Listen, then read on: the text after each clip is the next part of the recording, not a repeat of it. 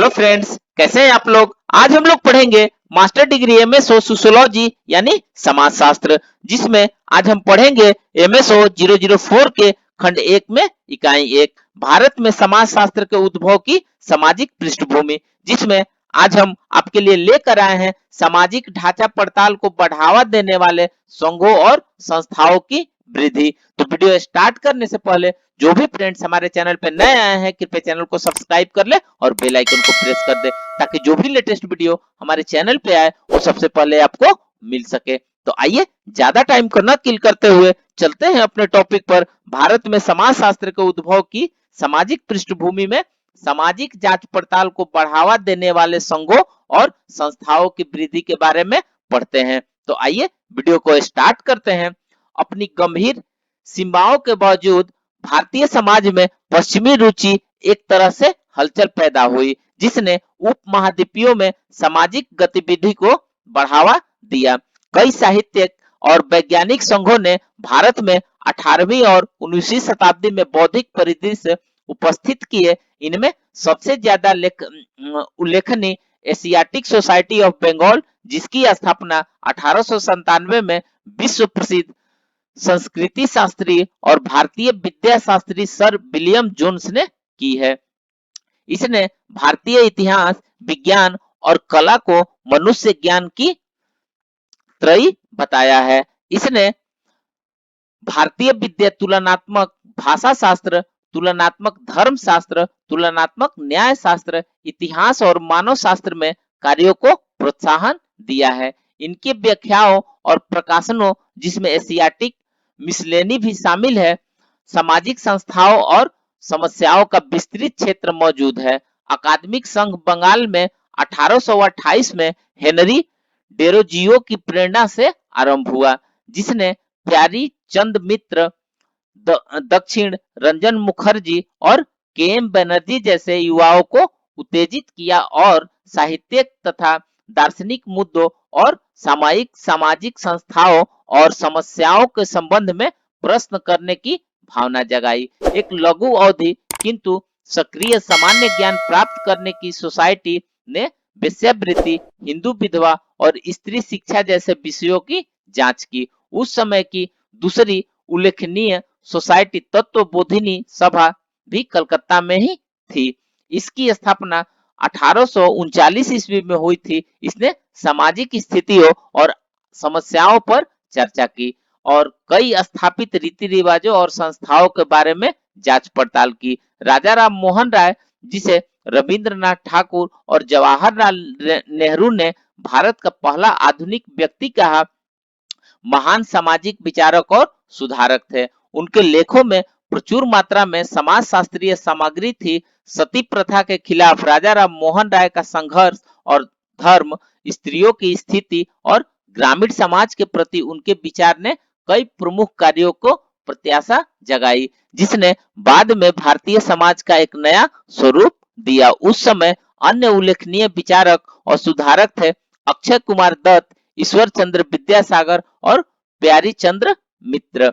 इस तरह के कार्यकर्ता केवल बंगाल तक ही सीमित नहीं थे। योगेंद्र सिंह ने स्वामी विवेकानंद, दादा भाई नौरोजी, लाला लाजपत राय, जेजी फुले और एमजी रानाडे और कई अन्य का उल्लेख किया है, जो बौद्धिक और सामाजिक स्व जागरूकता उत्पन्न करने में लगे थे। उन्होंने पश्चिमी सभ्यता एवं इसके औपनिवेशिक प्रचार की चुनौतियों का सामना करने के लिए समाज में आमूल सुधार करने का तर्क दिया। जहां तक कलकत्ता के अलावा कस्बों, शहरों और संघों का सवाल है, एससी दुबे बताते हैं कि मुंबई की साहित्यिक सोसाइटी ने इस पर व्याख्या दी और अपने जनरल मुंबई की साहित्यिक सोसाइटी का कार्य वितरण में एक छोटे से कस्बे लोन का अनुभवजन्य सर्वेक्षण प्रकाशित किया। इस अंक में जम्बूसर परगना का एक अन्य तुलनात्मक सांख्यिकीय सर्वेक्षण प्रकाशित हुआ। Madras journal of literature and science 1835 में आरंभ हुआ। इसमें ऐतिहासिक और धर्मशास्त्रीय अध्ययन तथा शहरों और गांवों के सर्वेक्षण भी प्रकाशित हुए। बनारस इंस्टीट्यूट की स्थापना 1861 ईस्वी में हुई और 1864 में इसे मान्यता मिली और प्रसिद्ध होकर इसने कार्य करना आरंभ किया। सामाजिक प्रगति पर इसके खंड ने धर्मशास्त्र और सामाजिक समस्याओं पर नियमित रूप से महत्वपूर्ण अभिपत्र प्राप्त किए। अवध वैज्ञानिक सोसाइटी लखनऊ भी सामाजिक समस्याओं से संबंधित थी। इससे पहले सैयद सफरुद्दीन ने भारत के लिए समाजशास्त्र शीर्षक से एक आलेख प्रस्तुत किया। समाजशास्त्रीय अध्ययन के लिए एक सोसाइटी 1869 में जयपुर में स्थापित की गई। यद्यपि कलकत्ता में अन्य कस्बों और शहरों की अपेक्षा अधिक संघ थे। 1891 में स्थापित बेथन सोसाइटी ने समाज विज्ञान के अध्ययन में महत्वपूर्ण योगदान दिया। समाजशास्त्र को उन्नत करने और इसे विज्ञान का दर्जा दिलाने और इस तथ्य को मान्यता दिलाने के लिए यह मनुष्य के व्यवहारिक हितों से परिपूर्ण है। इसमें 1859 में समाजशास्त्र पर एक खंड आरंभ किया।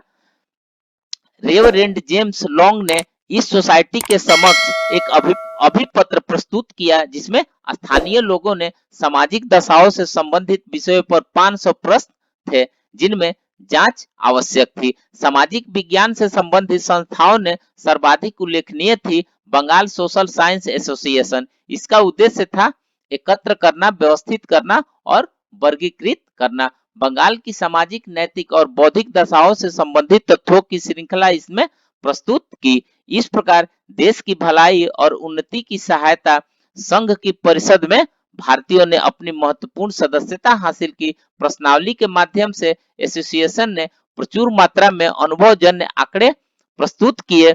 इसकी बैठकों में प्रस्तुत अभिपत्र भी यह दर्शाते थे कि बंगाल और भारत के अन्य हिस्सों के बारे में तथ्यों को स्थापित करने के लिए उनके तार्किक विश्लेषण का प्रयास किया।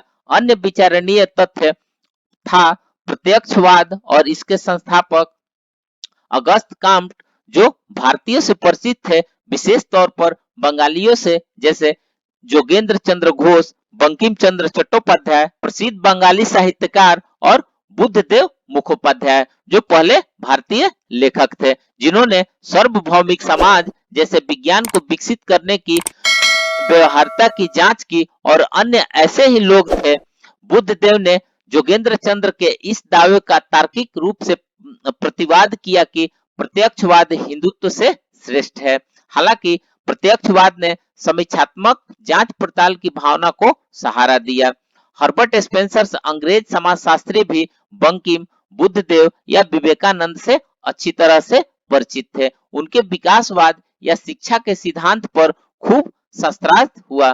कुछ समय बाद अर्थात 1905 में श्यामाजी कृष्ण वर्मा जो अप्रवासी भारतीय थे और ब्रिटेन में राजनीतिक तथा सामाजिक क्रांतिकारी थे, हर्बर्ट स्पेंसर से बहुत गहरे प्रभावित थे। उन्होंने इंडियन सोशियोलॉजी नामक जर्नल प्रकाशित करना आरंभ किया, परंतु उनके जर्नल ने समाजशास्त्र पर न तो एक शास्त्र के तौर पर प्रकाश डाला जैसे कि स्पेंसर ने प्रतिज्ञापित किया था, न ही इसने समाजशास्त्रीय श्रेणियों में आने वाले सामाजिक और सांस्कृतिक मुद्दों की चर्चा की गई। वे सामाजिक सुधारवाद और राजनीतिक प्रतिवाद का मिश्रण थे। तो फ्रेंड्स, इस प्रकार से भारत में समाजशास्त्र के उद्भव की सामाजिक पृष्ठभूमि में सामाजिक जांच पड़ताल को बढ़ावा देने वाले संघों और संस्थाओं की वृद्धि के बारे में पढ़ा। तो मिलते हैं एक नए वीडियो के साथ में, तब तक से हमारे चैनल पे बने रहिए।